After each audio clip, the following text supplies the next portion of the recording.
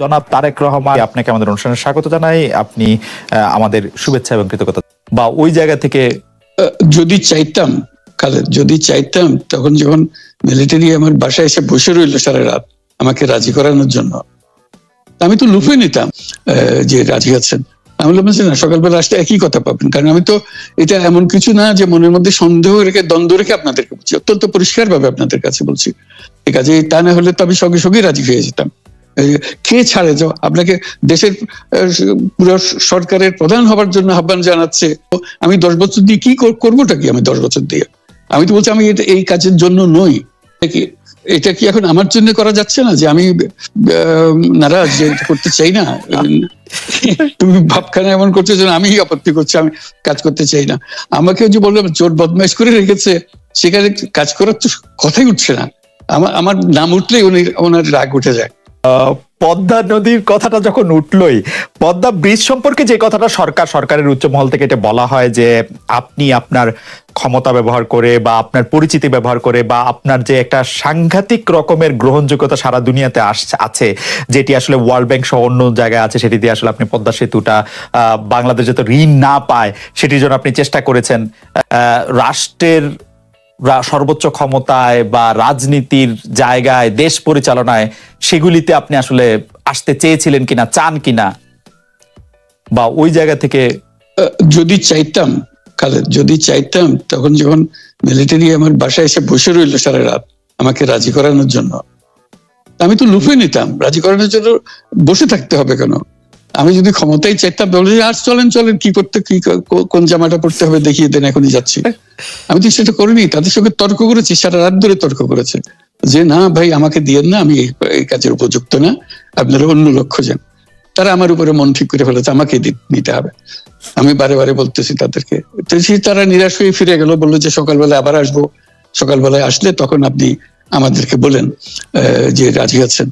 আমি বললাম না, সকালবেলা আসলে একই কথা পাবেন, কারণ আমি তো এটা এমন কিছু না যে মনের মধ্যে সন্দেহ রেখে দ্বন্দ্ব রেখে আপনাদেরকে বলছি, অত্যন্ত পরিষ্কার ভাবে আপনাদের কাছে বলছি। ঠিক আছে, তা না হলে তো আমি সঙ্গে সঙ্গে রাজি হয়ে যেতাম। কে ছাড়ে যে আপনাকে দেশের পুরো সরকারের প্রধান হবার জন্য আহ্বান জানাচ্ছে? বাংলাদেশে এরকম কয়জন মানুষ আছে বলবো যে না, আমি এই দায়িত্ব গ্রহণ করব না? আমি তো করলাম সেটা। এখন আমার নামে বলা হচ্ছে 10 বছর চেয়ে। আমি বছর নিয়ে তো প্রশ্নই উঠে না। প্রশ্ন হচ্ছে আগামীকাল সকালবেলা আপনি শপথ গ্রহণ করবেন, এই কথা। আমি বলছি না, করবো না। তারপরে এরপরে তো কয় বছর, কয় কাণ্ড। আমি 10 বছর দিয়ে কি করবোটা কি? আমি 10 বছর দিয়ে আমি তো বলছি আমি এই কাজের জন্য নই। দেশে আমার দেশ পরিচালনা করা আমার দায়িত্ব না, আমার কাজ না। আমি জানি না এটা কিভাবে করতে হয়। আমি যেটা জানি সেটা করি। Make sense. আপনার মেয়ে মনিকা ইউনুস সম্প্রতি একটি সাক্ষাৎকার দিয়েছেন CNN-এ।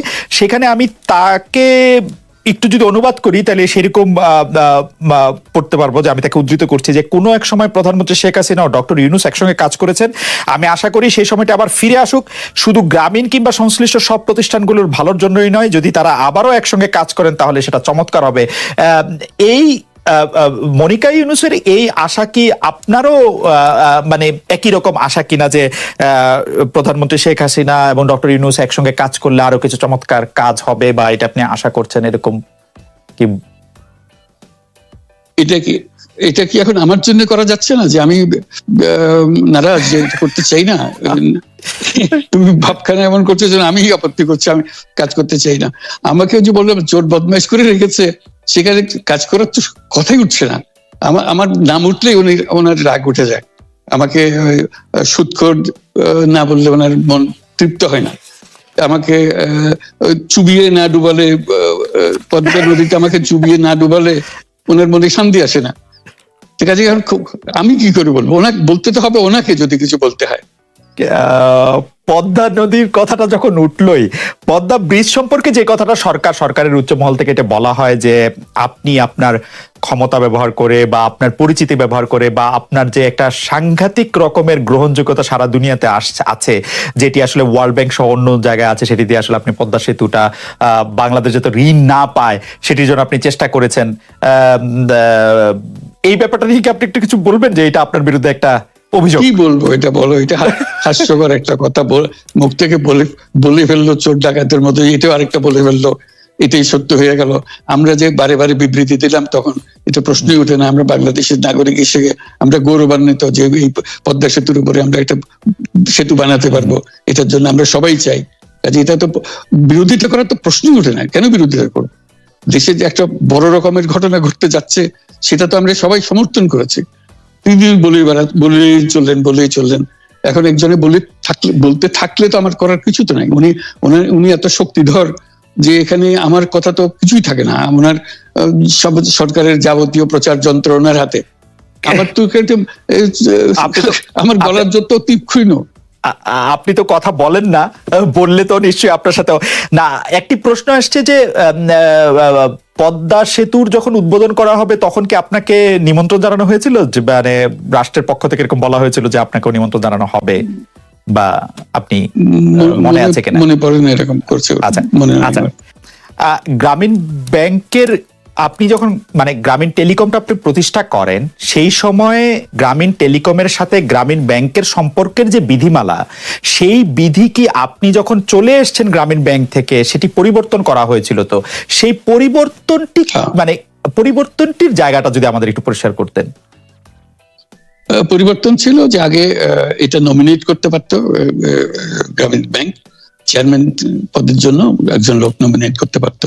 আমরা যেহেতু গ্রামীণ ব্যাংক থেকে আমাদেরকে সরিয়ে দেওয়া হয়েছে, তখন আমরা মনে করলাম যে এটা রাখার আর দরকার নাই। গ্রামীণ টেলিকম থেকে সেই পদটা আমরা পরিষ্কার করে দিয়েছি, যখন এটা আর দরকার নাই। এইটুকুই পরিবর্তন হয়েছে। এটা ন্যায়সঙ্গতভাবে পরিবর্তন করার ধারা অনুযায়ী যা যা করতে হয় সেটা করা হয়েছে।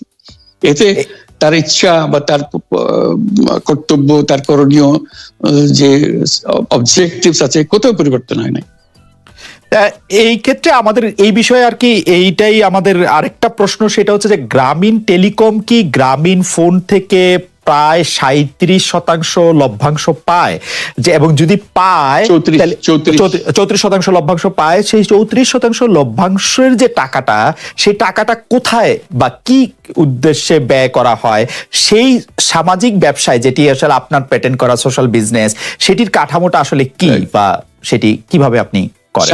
সামাজিক ব্যবসা হলো এমন একটা নতুন ধরনের ব্যবসার চিন্তা, যেটা আমরা প্রমোট করছি, আমরা নিজেরা প্র্যাকটিস করছি। যেটা ব্যবসা মানে হলো মুনাফা করা, ব্যক্তিগত মুনাফা করা, এবং তার লক্ষ্য হলো সর্বোচ্চ মুনাফা করা। এটি হলো ইকোনমিক্স এর নিয়ম, যে সর্বোচ্চ মুনাফা যদি করি সবকিছু ঠিকঠাক মতো চলবে। আমরা বললাম যে এটা ভুল জিনিস, যে সর্বোচ্চ মুনাফার মধ্যে দিয়ে মানুষকে এক রকমের নেশাগ্রস্ত করেছে। এই মুনাফার নেশার মধ্যে তাকে ঢুকিয়ে দেওয়া হয়েছে। এই মানুষকে এই মুনাফার নেশাগ্রস্ত মানুষ হিসেবে এটা আমরা কল্পনা করতে পারি না। আমরা বলছি যে এটা মুনাফা সে করবে, সর্বোচ্চ মুনাফা করবে, কিন্তু অন্য ধরনের ব্যবসা আছে। ব্যবসা এখন শুধু এক প্রকারের ব্যবসা আছে, যে ব্যবসাতে শুধু মুনাফা সর্বোচ্চকরণ, এটাই হলো নির্দিষ্ট নিয়ম। আমরা বলছি আরেক রকমের ব্যবসা, যেটা হলো মানুষের সমস্যার সমাধান করা, মুনাফার জন্য কোনো রকমের ইচ্ছা তার না থাকা, মুনাফা বিহীন ভাবে, কোনো মুনাফা, ব্যক্তিগত মুনাফা না নিয়ে শুধু সমস্যার সমাধানের জন্য ব্যবসা করা, এটাকে আমরা বলছি সামাজিক ব্যবসা।